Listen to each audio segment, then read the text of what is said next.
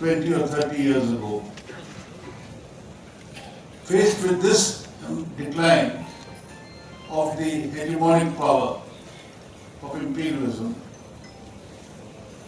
now under the United States of America's leadership, efforts are being made, multiple efforts, to see how it can retain this hegemony and dominance. ఈరోజు 21వ శతాబ్దంలో సామ్రాజ్యవాదం గురించి ప్రపంచ సామ్రాజ్యవాదానికి అది అధిపతిగా ఉంటూ గతంలో చెలాయించినటువంటి రాజకీయ ఆధిపత్యాన్ని క్రమంగా గత 20-30 సంవత్సరాలుగా అది కోల్పోతుంది. ముఖ్యంగా ఆర్థిక రంగంలో అది బలహీనపడుతుంది. ఆ ఆధిపత్యాన్ని కోల్పోవడం అనేది ఈరోజు 21వ శతాబ్దంలో ఏదైతే సామ్రాజ్యవాదానికి లీడర్షిప్ గా నాయకత్వ స్థానంలో ఉన్నటువంటి అమెరికా క్రమంగా ఆర్థిక పతనాన్ని కోల్పోతుండడం అనేది ఈరోజు ప్రత్యేకంగా మనం గమనించాల్సిన ముఖ్యమైన మొదటి విషయం. The crisis of neoliberalism. As you know, neoliberalism had become the dominant form of capitalism which underpinned the finance-driven globalization which was ushered in the world, particularly after the fall of the Soviet Union in the 1990s. That neoliberalism is in crisis, particularly after the global financial crisis which occurred in 2008. Since then,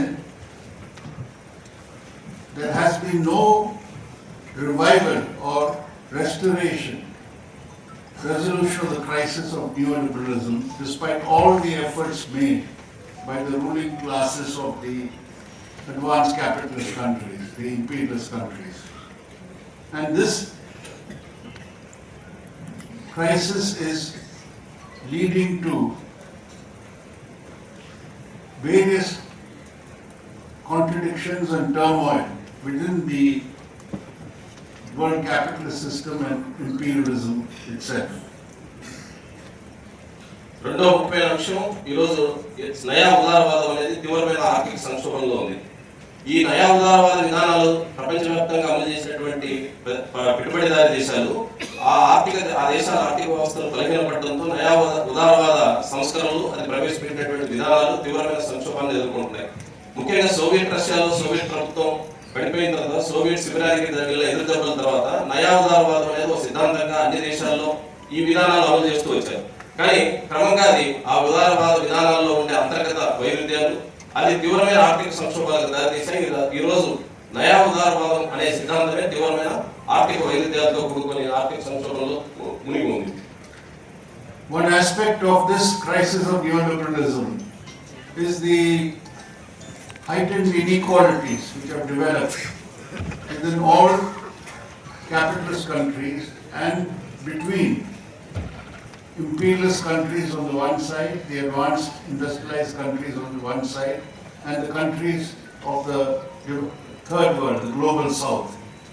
And you see the unprecedented concentration of wealth and the rise of billionaires who are now controlling or influencing the policies and developments in the imperialist centers.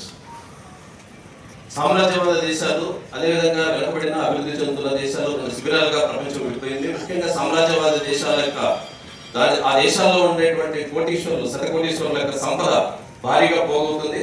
రెండో వైపు వెనుకబడిన అభివృద్ధి చెందిన దేశాలు పేదరికం, ఇతర దారిద్ర్యం, ఇతర కష్టాలు ఇటువైపు పోగవుతుంది. This leads to the increasing predatory nature of capitalism and imperialism in the world. The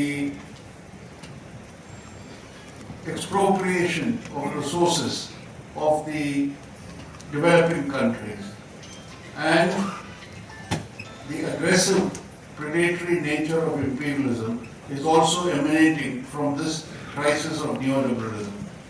ఈ నయా ఉదారవాద ఈ విధానాల వల్ల ఏదైతే తమ సంక్షోభంలో కోరుకుపోతున్నటువంటి సామ్రాజ్యవాద దేశాలు ఉన్నాయో ఆ సామ్రాజ్యవాద దేశాల సంక్షోభం నుంచి బయటపడడానికి తిరిగి వెనుకబడిన దేశాల గతంలో సామ్రాజ్యవాదం అనుసరించిన విధానాలే తిరిగి వెనుకబడిన దేశాల నుంచి సంపదను ఇక్కడ ఉన్నటువంటి వనరులను లూటీ చేయడానికి ఆ దేశాలు సిద్ధపడుతుంది. The third challenge faced by imperialism is the rise of China, the economic power of China, a power which is now challenging the hegemonic role of the United States of America itself. And all the efforts which have been made by the United States of America, not just under Trump, but much before that, under previous presidents, various methods or steps taken to try to contain China, to prevent China from getting advanced technology,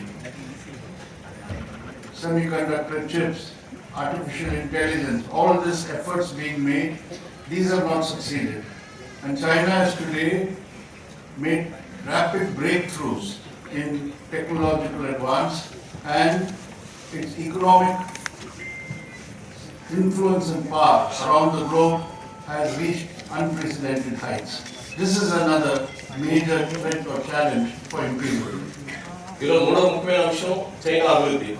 China అభివృద్ధి అనేది ఈరోజు ప్రపంచంలో సామ్రాజ్యవాదానికి ఒక తీవ్ర సవాలు విసురుతుంది.